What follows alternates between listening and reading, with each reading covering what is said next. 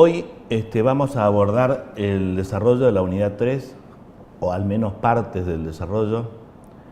que ustedes van a tener una parte incorporada en el manual del alumno y otra parte va a estar perfectamente determinado cuál es la bibliografía que ustedes tienen que utilizar para poder establecer y estudiar, ¿no es cierto?, como corresponde. Esta unidad 3 comienza con los principios constitucionales del derecho procesal del trabajo. Vamos a hablar de la tutela judicial efectiva. Vamos a hablar de los derechos de primera, de segunda y de tercera generación. Y fundamentalmente vamos a hacer referencia al constitucionalismo social que se encuentra consagrado en el artículo 14 bis de la Constitución Nacional. A poco que nosotros iniciemos el abordaje de este tema, ya en el aspecto técnico-jurídico, respecto del enfoque constitucional que tenga el derecho procesal laboral y sobre todo el derecho laboral, en el año 1957, caído el gobierno democrático de Perón, se produce la sanción del artículo 14 bis, una gran modificación, como dije recién, de la Constitución Nacional, que consagra lo que se va a conocer después como los derechos de segunda generación y da pie a lo que se conoce con el nombre de constitucionalismo social. Este artículo 14 bis es la consagración de los derechos económicos, sociales y culturales y tienen como objetivo garantizar no solamente el bienestar económico, el acceso al trabajo, la educación y a la cultura, de tal forma que se asegure el desarrollo de los seres humanos y de todos los pueblos. Los derechos de segunda generación consagrados en el artículo 14 bis fundamentalmente tienen como objetivo fundamental garantizar ese bienestar económico. Su reconocimiento en la historia de los derechos humanos fue posterior a la de los derechos civiles y políticos, de allí que se han denominado derechos de segunda generación. Como dijimos anteriormente, cuando dice la descripción de los derechos de primera generación, eran derechos del individuo, derechos políticos, civiles, de los individuos como tal. Acá estamos hablando del individuo en su relación, en su contexto. Y esa razón de ser se basa justamente en el pleno respeto a la dignidad del ser humano, a su libertad y a la vigencia de la democracia, que solo es posible si existen las condiciones económicas, sociales y culturales que puedan garantizar el desarrollo de estos hombres y de esos pueblos. La vigencia de estos derechos va a estar condicionada a las posibilidades reales que tenga cada país, de manera que va a haber una variación a partir de las diversas situaciones por las que pase el país, como dije anteriormente. Es decir, estos derechos, en la medida de los recursos que efectivamente el Estado se van a ir potenciando o van a ir disminuyendo. En dicho artículo, en un solo artículo, ese artículo se divide en tres partes. La primera parte hace referencia a los derechos del trabajador en su relación de dependencia. La segunda parte hace referencia a los derechos del trabajador en cuanto a la posibilidad, como dije anteriormente, de asociarse a los fines de proteger colectivamente su derecho. Y la tercera parte sí tiene que ver el derecho a la seguridad social y a obtener la satisfacción de los derechos económicos, culturales y sociales. En esa primera parte estamos hablando del trabajador con un derecho al trabajo y a obtener condiciones equitativas y satisfactorias, como también toda persona el derecho a formar sindicato y toda persona a tener un nivel adecuado de vida que le asegura a él, a su familia, salud, alimentación, vestido, vivienda, asistencia. Toda persona tiene derecho, también consagra el artículo, a la salud física y mental, y durante la maternidad y la infancia se protege a ese trabajador, y toda persona tiene derecho a la educación en sus diversas modalidades. Se garantiza también de una manera u otra la educación primaria y secundaria, que es obligatoria la primera, no obligatoria lamentablemente la segunda. Y los derechos de tercera generación, o derechos que se conoce con el nombre de derechos de los pueblos,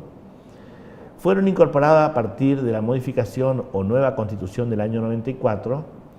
se consagraron como derechos de tercera generación y también son conocidos como derechos de solidaridad o de los pueblos, contemplan ya cuestiones de carácter supranacional,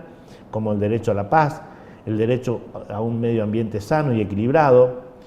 y el contenido de estos derechos aún no se encuentran totalmente determinados. Los derechos de tercera generación o derechos de los pueblos consagran el derecho a la autodeterminación, el derecho a la independencia económica y política, un derecho a la identidad nacional y cultural, derecho a la paz, derecho a la coexistencia pacífica, derecho al entendimiento y a la confianza, derecho a la cooperación internacional y regional, a una justicia internacional, el uso de los avances de la ciencia, la solución de los problemas alimentarios, el medio ambiente y el patrimonio común de la humanidad, el respeto al patrimonio común de la humanidad y el desarrollo que permita una vida digna. Lo cierto es que el artículo 14 bis específicamente consagró garantías mínimas del trabajo. En primer lugar, el derecho del trabajador a un contrato de trabajo que respete condiciones dignas y equitativas de labor, jornada limitada, descanso, vacaciones pagas, régimen remuneratorio, remuneración justa, salario mínimo vital, igual remuneración por igual tarea, es decir, un derecho a igualdad, participación en las ganancias y control en la producción y colaboración en la dirección, protección contra el despido arbitrario, estabilidad del empleado público y estabilidad del representante sindical, ¿no es cierto?, como también la existencia de compensaciones económicas familiar, que son las asignaciones familiares. La segunda parte del artículo habla ya de, como dije anteriormente, los derechos sindicales y derecho a la organización sindical libre y democrática. Este derecho del artículo 14 bis, en su segunda parte, va a estar reglamentado y extendido en una ley específica de asociaciones profesionales, que es la 23551, y a la cual deberemos acudir en forma permanente, hacer referencia para que esos derechos sean reconocidos. El artículo 14 bis también consagró el derecho al amparo. El amparo es una figura singular dentro del derecho constitucional porque realmente el amparo es una protección cuando alguna de las garantías, de esas garantías que yo mencioné al principio, de esos 36 primeros artículos o de los restantes hasta el 43 han sido violadas, de que un juez a pedido de parte, un juez letrado a pedido de parte pueda resolver esa situación y ratificar el derecho que tiene la persona a ser protegido por el Estado. El artículo 14 bis no consagró el habeas corpus, pero se entendía implícito en la jurisprudencia argentina y en el año 94 se consagraron ya de manera concreta el amparo, el habeas corpus y el habeas data, que vendrían a ser también derechos de tercera generación, de conformidad a esa nueva modificación. También se consagra en el artículo 14 bis, por eso es un artículo bisagra, los derechos emanados de la seguridad social. El otorgamiento de beneficios de la seguridad social con carácter de integral e irrenunciable, el seguro de vida obligatorio, la protección integral de la familia. Y entonces vamos a ver que el artículo 14 bis como tal va a tener normas que son de carácter operativa y va a tener normas que son de carácter programática. Las normas operativas son aquellas que se pueden aplicar en forma directa o recta vía sin necesidad de que exista otra norma que condicione esa situación. Así, por ejemplo, el derecho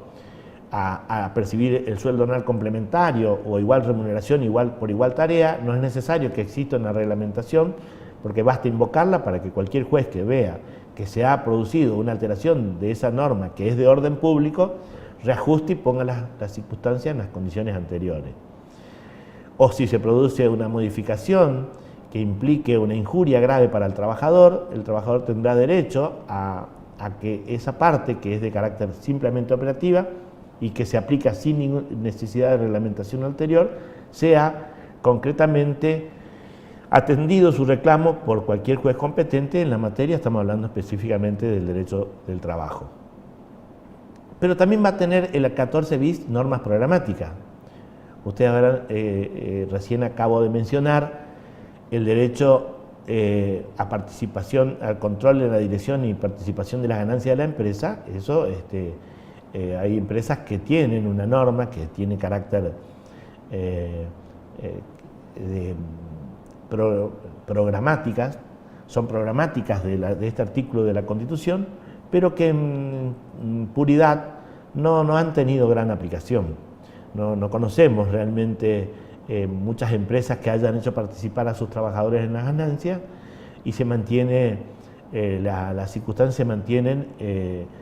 como si dicha norma no existiera, porque tampoco se puede exigir a la actividad privada a través de una ley que haga participar al dueño o los dueños de una empresa de las ganancias que obtiene la empresa. De la misma manera que los trabajadores no gozan de esas ganancias, tampoco deben participar de sus pérdidas. Esta es una de las reglas básicas por el cual se ha entendido el desarrollo fundamental del contrato de trabajo con los distintos operadores que intervienen en esta materia. Esas normas programáticas dependen de la decisión del legislador, que tiene un mandato constituyente y que puede reglamentar. Por ahí hay reglamentos de empresa que contemplan esa posibilidad. Nosotros acá tenemos en la provincia del Chaco una empresa que es SECHEP, una empresa de servicio de energía eléctrico del Chaco, que contempla una suerte de participación en las ganancias que se llama bonificación anual por eficiencia, pero que ha sido descrito como una bonificación especial que se da por la asistencia y puntualidad y por la inexistencia de ningún tipo de sanción disciplinaria al trabajador. En el fondo está encubierto una participación de las ganancias de SECHEP, ese reconocimiento a través de lo que se conoce como la BAE o bonificación anual por eficiencia, que es un monto de dinero que se le da por año a los trabajadores en relación de dependencia. SECHEP también tiene comprometido la necesidad de implementar en su directorio, no solamente los directores